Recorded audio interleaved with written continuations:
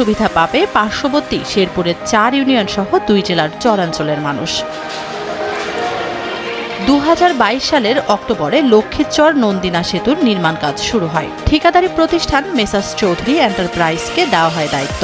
দরপত্র অনুসারে 2025 সালের অক্টোবরে সেতুর নির্মাণ কাজ শেষ হবার কথা ছিল। তবে রাজনৈতিক প্রেক্ষাপট পরিবর্তন হলে 2024 সালের আগস্ট থেকে থেমে যায় কাজ। পরে 2025 সালের ডিসেম্বরে আবারও শুরু হয় সেতু নির্মাণ।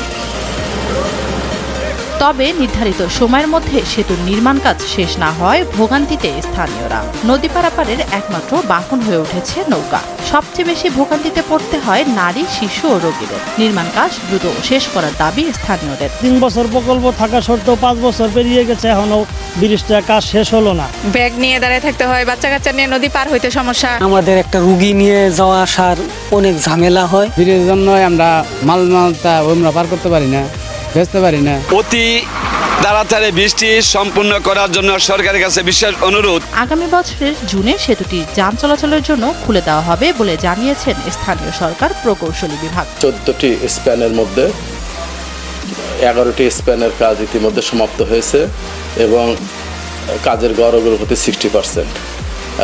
আমরা আশা করছি ব্রিজটি আগামী জুন 27-এ সমাপ্ত হবে। 606 মিটার সেতুটি নির্মাণে ব্যয় ধরা হয়েছে।